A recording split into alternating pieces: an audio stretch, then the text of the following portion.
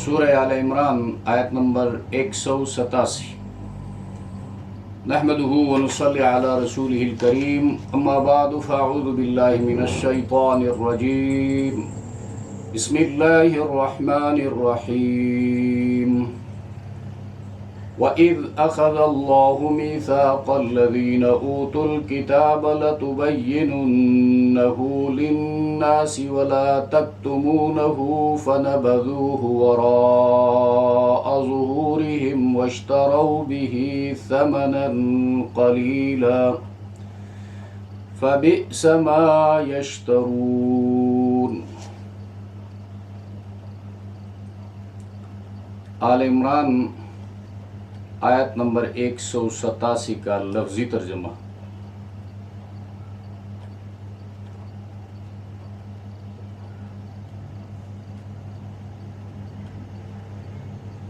وَإِذْ یہ ظرف ہے، مقام کے لیے آتا ہے یا وقت کے لیے آتا ہے، اور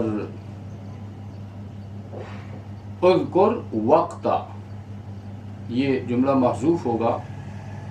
اخذ اللہ یعنی وَإِذْ یاد کرو اس وقت کو، اخذ اللہ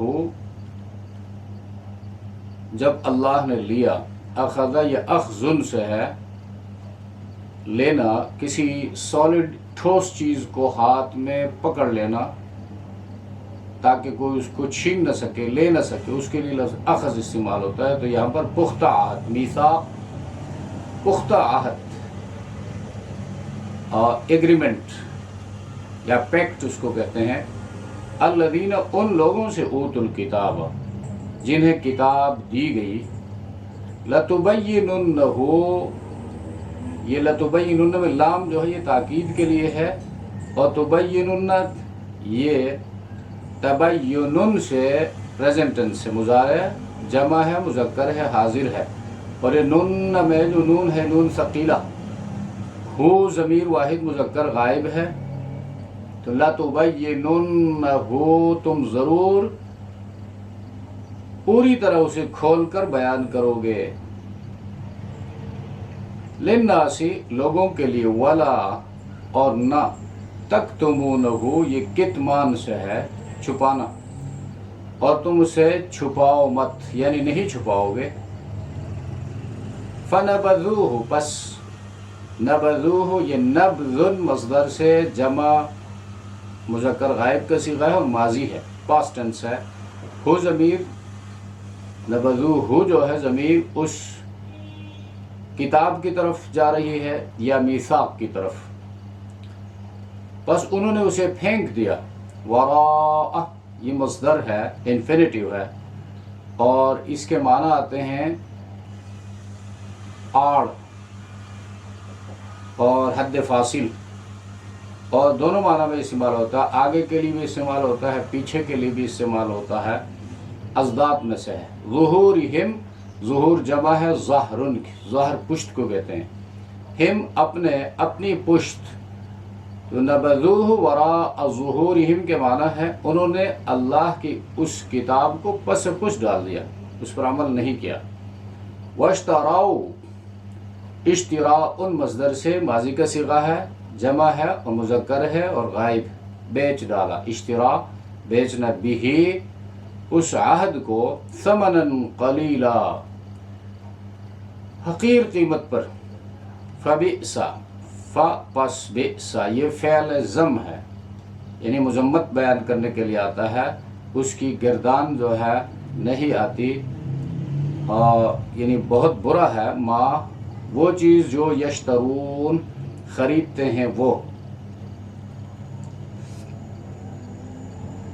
آیت نمبر 187 آل عمران کی مختصر تفسیر۔ ان آیات میں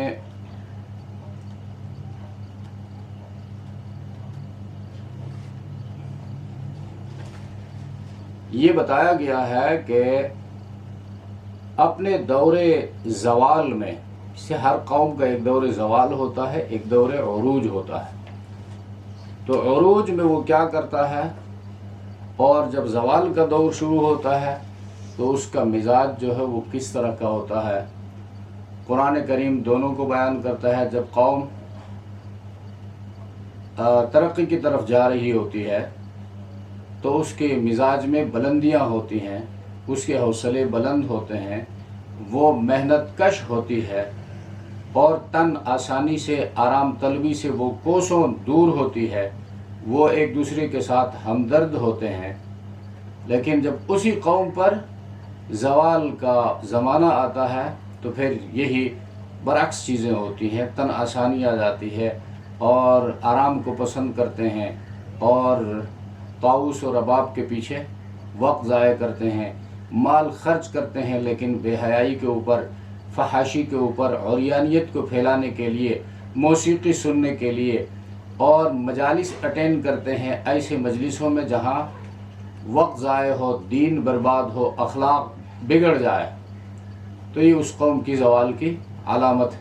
قرآن کریم ان مختلف مقامات پر ان چیزوں کو بیان کر کے اپنے ماننے والوں کو دعوت فکر دیتا ہے۔ تو یہاں پر بھی یہ سمجھنا چاہیے کہ یہ واقعہ تو بیان ہو رہا ہے یہود کا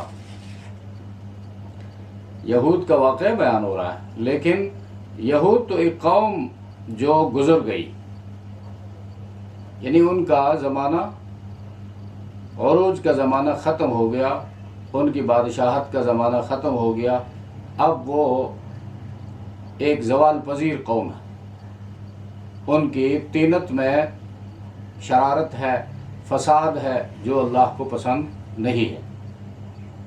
تو ان کا یہ حال بیان کر کے قرآن کریم اہل ایمان کو متوجہ کر رہا ہے، اس لیے کہ اہل کتاب وہ بھی ہیں، اہل کتاب قرآن والے بھی ہیں، یعنی مسلمان بھی ہیں، ان کی طرف بھی عظیم الشان پیغمبر موسیٰ علیہ السلام ایک نئی شریعت، نئی کتاب کے ساتھ آئے تھے، اور مسلمانوں کے پاس بھی ایک عظیم کتاب قرآن کریم لے کر محمد الرسول اللہ خاتم النبیین بن کر آیا ہے۔ ان کو بھی حکم تھا کہ اپنی اس کتاب کو چھپاؤ مت، اس کو صرف پڑھنے پر گزارا مت کرو، پڑھنے پر اکتفا مت کرو کہ اس کی تلاوت کر کے بس بند کر کے طاق میں رکھ دیا اور تعلیمات پس پش ڈال دی اور اپنی مرضی کی زندگی بسر کرنا شروع کیا، خواہشات پر چل کر زندگی بسر کی، تو وہ یوں سمجھو تم نے کتاب کو پس پش ڈال دیا۔ اب یہی بات امت محمدیہ سے کہی جا رہی ہے کہ تم بھی قرآن کو صرف پڑھنے کی کتاب مت بناؤ، بلکہ اس کو سمجھنے کی کتاب، عمل کی کتاب، حکمرانی کی کتاب بناؤ، نجات کی کتاب بناؤ۔ تب جا کر تم ان کنسیکوینسز سے، ان نتائج سے بچے رہو گے جن نتائج کا سامنا انہوں نے کیا، یعنی کتاب کو پس پش ڈالنے کی وجہ سے آپس میں اختلافات پھوٹ پڑے، ایک دوسرے کے دشمن ہو گئے، ایک دوسرے کو گھروں سے نکال دیا، ایک دوسرے کو قتل کرنا شروع کر دیا، اور پھر لوگوں سے بھیک مانگنا شروع کر دیا آئی ڈی پیز کو مدد دینے کے بہانے۔ تو یہ نتائج پھر تمہارے بھی ہو سکتے ہیں، اس لیے کہ اللہ کی رشتہ داری کسی کے ساتھ نہیں ہے۔ اللہ کی کردار اور سیرت کی بنیاد پر اپنے بندوں کے ساتھ تعلق رکھتا ہے، اپنے بندوں سے محبت کرتا ہے ان کے اعمال کی وجہ سے۔ اگر کسی بندے کے ساتھ محبت نہیں ہے، اللہ اس کو پسند نہیں کرتا ہے اس کے اعمال کی وجہ سے، ورنہ یہ 5-6 فٹ کا بدن یہ تو اللہ نے بنایا ہے جیسے بنایا ہے، ہمارا تو اس میں کوئی اختیار نہیں تھا، ہم جیسے پیدا ہوئے ہیں، کوئی لمبا پیدا ہوا ہے، کوئی چھوٹے قد کا پیدا ہوا ہے، کوئی گورا ہے، کوئی کالا ہے، کوئی عرب میں پیدا ہوا ہے، کوئی عجم میں پیدا ہوا ہے، کوئی پنجاب میں پیدا ہوا ہے، کوئی خیبر پختونخوا میں پیدا ہوا، اس میں تو ہمارا بالکل 1% بھی اختیار نہیں تھا کہ بھئی ہم سے پوچھا بھی نہیں جائے گا کہ تم پٹھان کیوں پیدا ہوئے، پنجابی کیوں پیدا نہیں ہوئے، تم پاکستانی کیوں پیدا ہوئے، عربی کیوں پیدا نہیں ہوئے، تم مدینے میں کیوں پیدا نہیں ہوئے، اور تم امریکہ میں کیوں پیدا ہو گئے، یہ بالکل نہیں پوچھا جائے گا، یا تم کالے کیوں ہو، تم گورے کیوں ہو، بالکل نہیں پوچھا جائے گا، اسی کہ یہ تو اللہ کا تکوینی حکم تھا، اس نے جیسے پیدا کرنا چاہا اس کی مرضی ہے، لیکن اس کے بعد جو اختیار دیا ہے بندوں کو کہ تمہاری طرف میری کتاب آئے گی، میرے پیغمبر آئیں گے، دلائل آئیں گے، ان کو سمجھنے کے لیے عقل دوں گا، آنکھیں دوں گا، اور قوت سماعت عطا کروں گا، قوت گویائی عطا کروں گا، ان کو سمجھنا ہوگا، عمل کرنا ہوگا، دوسروں سے بیان کرنا ہوگا، اور میری رضا کے کاموں کو پھیلانا ہوگا۔ ورنہ پھر تمہاری مثال جو اگر اس کتاب کو نہیں مانو گے، اس پر عمل نہیں کرو گے، پھر دوسرے حیوانات اور تم میں کوئی فرق نہیں ہوگا۔ تو ان قوموں کو اللہ نے یہ نعمتیں عطا کی، ان نعمتوں کو انہوں نے پس پش ڈال دیا، جو ہمارے سامنے قرآن کریم کی آیت ہے۔ تو یہ ہمارے لیے درس عبرت کے طور پر بیان ہو رہا ہے کہ تمہارے ساتھ بھی یہ سلوک ہو سکتا ہے اگر تم نے اللہ کی کتاب کو پس پش ڈال دیا، جس طرح یہود کے ساتھ ہوا۔ تو اس پر غور کرنا چاہیے، اور پھر صرف علماء ہی کو نہیں بلکہ عوام کے لیے بھی پھر یہی مسئلہ ہے۔ علماء دین بیان کریں گے اور عوام دین سیکھیں گے۔ عوام آئیں گے علماء کے پاس اور علماء ان کو سکھائیں گے۔ اگر عوام نہیں جائیں گے تو علماء کس کو سکھائیں گے، اور علماء نہیں سکھائیں گے تو عوام کس کے پاس جائیں گے؟ تو مطلب یہ ہوا کہ یہ دونوں کی ذمہ داری ہے کہ قرآن کریم آسمانی کتاب ہے، اس کی ترویج کے لیے، اس کی اشاعت کے لیے ہر بندہ ہر وقت ہمتاً کوشش کرے، دن رات کوشش کرے کہ اس کتاب کی تعلیمات ہمارے اندر، ہمارے گھر میں، ہمارے علاقے میں، ہمارے ملک میں عام ہو جائے۔ تو یہ واقعہ جو ہے یہاں پر بیان ہو رہا ہے، وَإِذْ أَخَذَ اللَّهُ مِيثَاقَ الَّذِينَ، وَإِذْ سے یقینی بات کو بیان کیا جاتا ہے، یہ بار بار بیان ہو چکا ہے۔ اِذ جو ہے فیکٹ کو بیان کر رہا ہے، حقیقت کو، کوئی حکایت نہیں ہے یا کوئی فرضی مثال نہیں ہے، فرضی قصہ نہیں ہے، یہ ہوا واقعہ ہے۔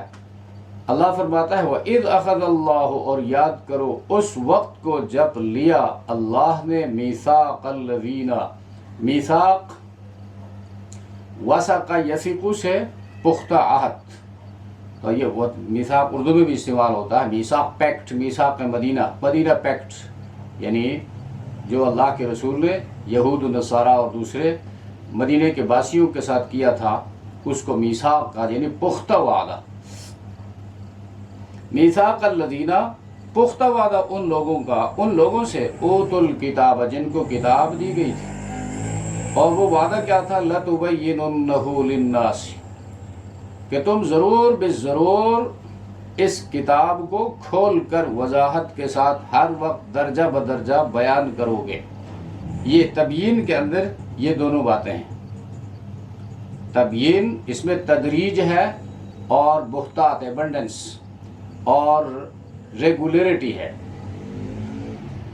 یہ مطلب نہیں ایک دن بیان کر کے دوسرے دن چھوڑ دو گے، ایک دن درس ہوگا دوسرے دن نہیں ہوگا، ایک دن درس میں جاؤ گے اور دوسرے دن چھٹی، یا ہفتے میں ایک دن جاؤ گے، ایسا نہیں، بلکہ تبیین تدریج اس کی خاصیات میں سے ہے، درجہ بدرجہ بیان کرو گے۔ اب معاشرے کے اندر چھوٹے بچے ہیں ان کو اس درجے کا، اور جوان ہیں ان کو اس درجے کی تعلیم دو گے، بوڑھے ہیں ان کو اس درجے کی نصیحت کرو گے، لیکن یہ ساری چیزیں اللہ کی کتاب سے ہوں گی اور ہر وقت ہوں گی۔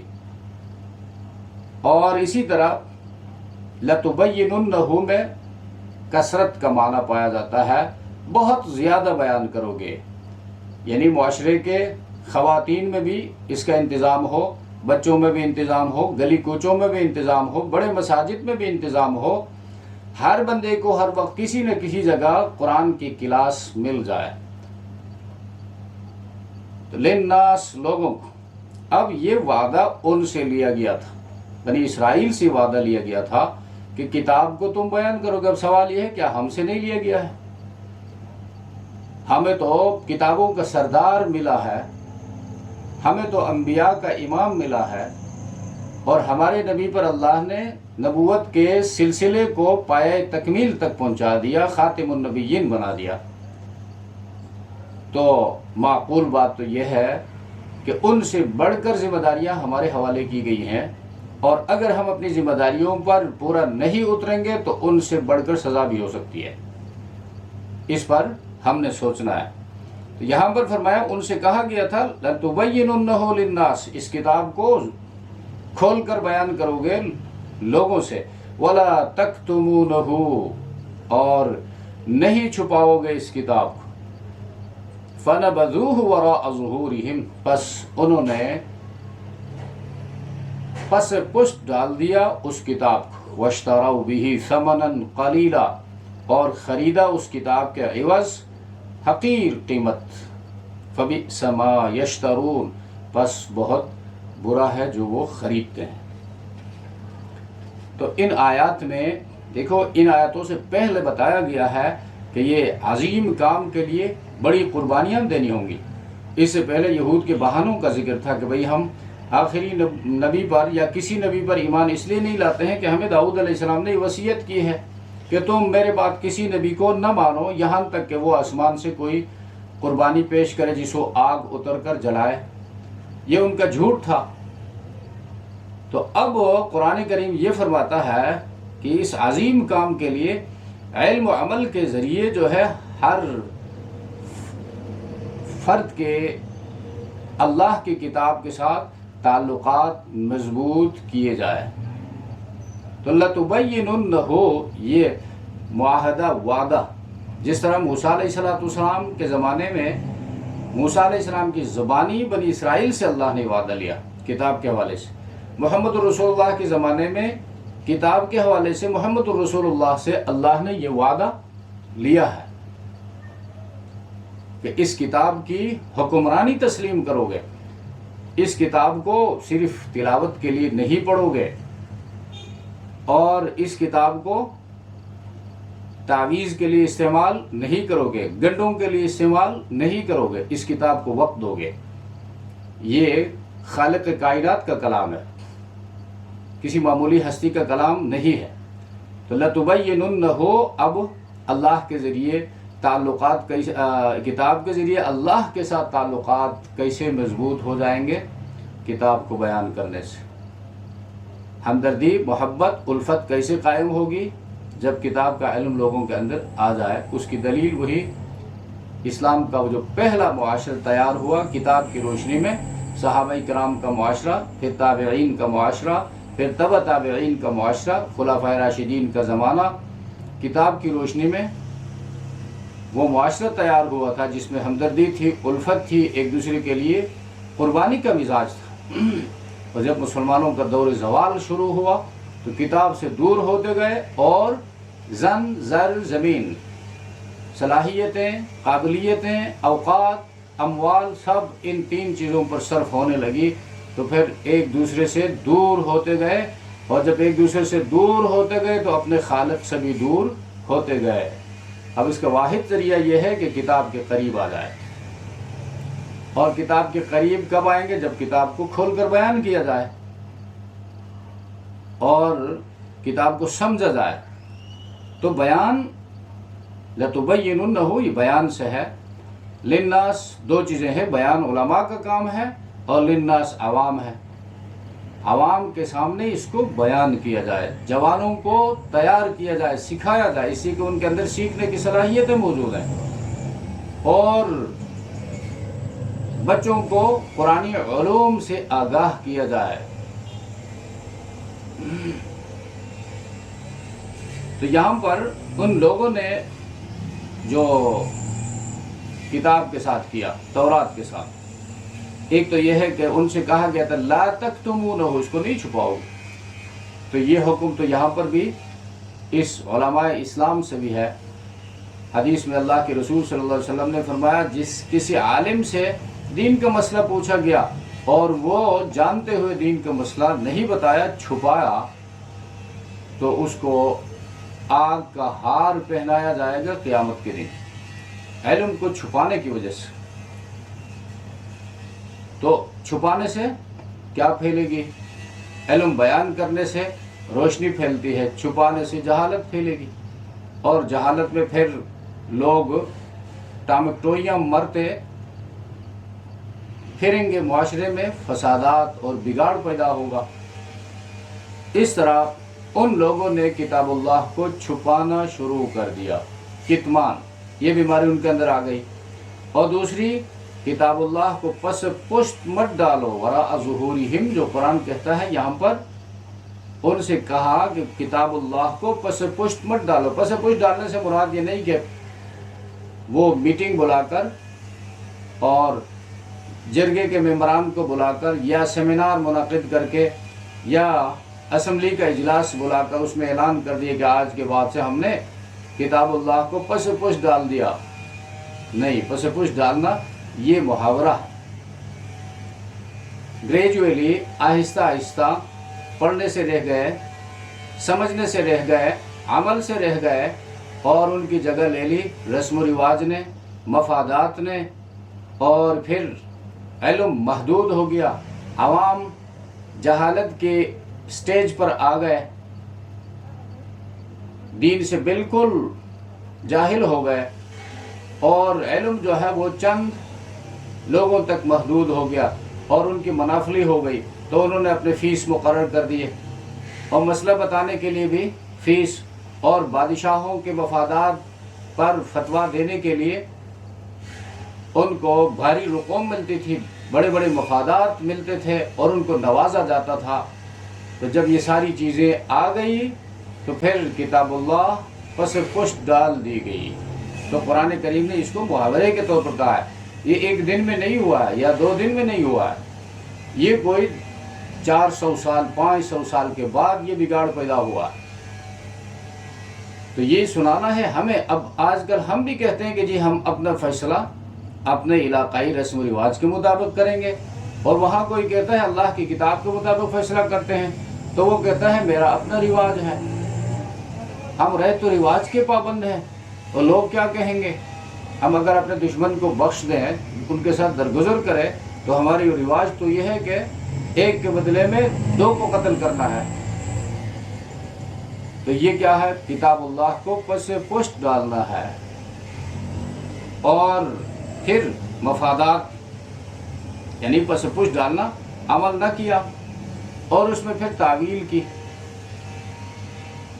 تعویل کی اس حکم کو اپنی جگہ رکھ کر اپنی حالت کو ایسی بنا کر پیش کر دی کہ بھئی اس آیت کا اپلیکیشن اس بندے کے اوپر نہیں ہو رہا ہے۔ وہ کہتا ہے میری مجبوری ہے، سود کھانا تو حرام ہے، حرام قطعی ہے، میں اس کو حرام سمجھتا ہوں، لیکن میری مجبوری ہے، کیا کریں؟ اور سپر اسٹور کھولنا ہے، اور مسافر گاڑی خریدنا ہے جس کی قیمت 50 لاکھ روپیہ ہے، تو معاشرے کی ضرورت ہے، مجبوری ہے میری۔ اب یہ تعویل جو ہے اللہ کے ہاں نہیں چل سکتی، یہ اپنے نفس کو دھوکہ دینا ہے۔ اور پھر تیسرا جو ہے تحریف، ڈائیورژن، اللہ کے احکامات کو تبدیل کرنا، چینج کرنا۔ یہ چینج کرنا ان کے علماء کا کام تھا کہ کوئی مالدار کافی رقم کے ساتھ، کافی مفاد کے ساتھ آتا، اس کے لیے حکم الگ بیان کرتے ہوئے، کوئی غریب آتا تو اس کے لیے ایکچول حکم جو تھا تورات کا وہی بیان کرتے تھے، تو تحریف کرتے تھے۔ یہ پس پشت ڈالنے کے مختلف طریقے ہیں۔ اب قرآن کریم کے حوالے سے تقریباً یہی کچھ ہو رہا ہے، اور انہوں نے پھر اشترا واشتروا بہ ثمنا قلیلا، یعنی حقیر مفادات کی خاطر اللہ کے احکامات کو پس پشت ڈال دیا۔ حقیر احکامات کی مثال سورہ بقرہ میں بھی عرض کر چکا ہوں۔ اب اس کا یہ مطلب نہیں کوئی فیس لے کر کسی کو قرآن پڑھاتا ہے وہ اس میں داخل نہیں، وہاں قرآن پڑھاتے ہوئے اس کا وقت لگتا ہے۔ قرآن کا علم جو ہے، علم کی قیمت نہیں ہو سکتی۔ اگر کوئی کہے کہ جی مدرسے میں یا فلان جو ہے قرآن پڑھا کر پیسہ حاصل کرتا ہے، فیس لیتا ہے، تو یہ غلط فہمی ہوگی۔ اگر کوئی یہ کہے تو اس پر سوال آئے گا کہ بھئی علم کی قیمت نہیں ہے، اسی طرح عدل کی بھی قیمت نہیں ہے۔ تو عدالتوں میں جو ججز حضرات بیٹھے ہیں اور لاکھوں میں ان کی تنخواہیں ہیں اور لاکھوں میں ان کے الاؤنسز ہیں، تو وہ عدل بیچ رہے ہیں کیا؟ نہیں، نہ وہ عدل بیچ رہے ہیں اور نہ علماء مدارس میں، مساجد میں اور دینی حلقوں میں قرآن کا سودا کر رہے ہیں، ایسی بات نہیں۔ وہ اپنے وقت کی قیمت وصول کر رہے ہیں، اور وہاں پر مسلمانوں کو چاہیے کہ ان لوگوں کو مکمل فیسیلیٹیٹ کرے، اسی کے قرآن پر خرچ کر رہے ہیں۔ پڑھانے والے کو آپ فیسیلیٹیٹ نہیں کریں گے، سہولت آپ اس کو نہیں دیں گے تو کیسے پڑھائے گا؟ وہ تو دنیا میں رہ کر دین کی خدمت کرنی ہے، زندہ رہ کر دین کا کام کرنا ہے، قرآن پڑھانا ہے۔ جب وہ معاشی لحاظ سے کمزور ہوگا، معاشی لحاظ سے پریشان ہوگا، اس کے بھی بچے ہیں، اس کا بھی گھر ہے، اس کی بھی رشتہ داریاں ہیں، معاشرتی تعلقات ہیں، دنیا میں وہ بھی رہتا ہے، لہٰذا ان تمام ضروریات کو پورا کرنا معاشرے کے مسلمانوں کی ذمہ داری ہے، چاہے وہ تنخواہ کی شکل میں پورا کرتے ہیں، چاہے وہ ذمہ داریوں کو اپنے سر لے کر پورا کرتے ہیں، اور اس بندے کو جو قرآن کا علم رکھتا ہے اس کو قرآن کی خدمت کے لیے، دین کی خدمت کے لیے مکمل فارغ کر دیتے ہیں۔ یہ مسلم معاشرے کی ذمہ داری ہے۔ تو یہاں مراد اسے کیا ہے، اس کی ایک سمپل مثال میں دیتا ہوں۔ ووٹ میں، الیکشن میں کھڑے ہونے کے لیے رشوت دے کر منسٹری تک پہنچتے ہیں۔ ایک پارٹی کا بڑا ہے، اس پارٹی کا کارکن، اس کا ممبر اپنے بڑے کو لاکھوں کروڑوں روپیہ اس کو رشوت دے کر اول پارٹی کی ٹکٹ لیتا ہے، ٹکٹ لے کر پھر رشوت دے کر لوگوں سے ووٹ لیتا ہے، اور اس ووٹ کے ذریعے سیٹ تک پہنچتا ہے، منسٹری کی سیٹ تک وہ پہنچتا ہے، اور پہنچ کر پھر وہاں سے رشوت لینا پھر شروع کرتا ہے۔ دے کر پہنچا ہے اور لینا اس وقت سے شروع کرتا ہے۔ یہ ہے دنیا کی حقیر قیمت اللہ کے حکم کے مقابلے میں وصول کرنا۔ اللہ نے رشوت سے روکا ہے، اور اس نے رشوت کا ارتکاب کیا، اور رشوت لینے سے، رشوت دینے سے۔ تو یہ ہے وَاشْتَرَوْا بِهِ ثَمَنًا قَلِيلًا۔ ثمن قلیل، تھوڑی قیمت، یعنی دنیا کا مفاد۔ دنیا کا مفاد، چاہے وہ اقتدار کی شکل میں ہو، چاہے وہ ممبرشپ کی شکل میں ہو، چاہے وہ کسی انتظامی افیسر بننے کے لیے، امتحان پاس کرنے کے لیے رشوت دینے کی شکل میں ہو، وغیرہ وغیرہ۔ یہ سب کیا ہے؟ متاع الدنیا، دنیا کا مفاد۔ اور قرآن دوسری جگہ کہتا ہے قل متاع الدنیا قلیل۔ اے پیغمبر، لوگوں سے کہہ دیجئے دنیا کا فائدہ آخرت کے مقابلے میں بہت ہی تھوڑا ہے، اسی کہ یہ فانی ہے اور وہ باقی ہے۔ اسی چیز کو قرآن نے دوسری جگہ بیان فرمایا ہے، یأکلون اموال الناس بالباطل۔ لوگوں کا مال وہ کھاتے ہیں ناجائز طریقے سے، ناجائز طریقے سے۔ اور یہاں پر فرمایا کہ واشتروا به ثمنا قلیلا۔ تو یہاں پر ہمارے لیے بھی یہ سبق ہے، اور ان کا واقعہ ہمارے سامنے قرآن میں جب بیان ہو رہا ہے تو یہ نہیں سمجھنا ہے کہ بھئی یہ یہود کا واقعہ بیان ہو رہا ہے۔ تو کچھ یہود کے واقعے ہو گئے، کچھ عیسائیوں کے ہو گئے، کچھ مشرکین مکہ کے ہو گئے، کچھ قوم عاد اور سمود کے واقعات ہو گئے، قصے کہانیاں ہو گئی۔ تو آپ کے لیے، میرے لیے قرآن میں کیا ہے، سمجھنا یہ ہے۔ قرآن کریم نے کسی کا نام نہیں لیا ہے، لہٰذا الفاظ کے عموم کو دیکھا جائے گا۔ اعتبار الفاظ کے عموم کا ہے، پس منظر کا نہیں ہے۔ پس منظر تو صرف آیتوں کے تعلق کو، ربط کو سمجھنے کے لیے پس منظر کو سمجھنا ضروری ہے۔ جہاں ضروری ہو وہاں پس منظر کو سمجھنے کی کوشش کرنی چاہیے، جہاں ضروری نہ ہو تو وہاں پس منظر کو سمجھنا ضروری بھی نہیں۔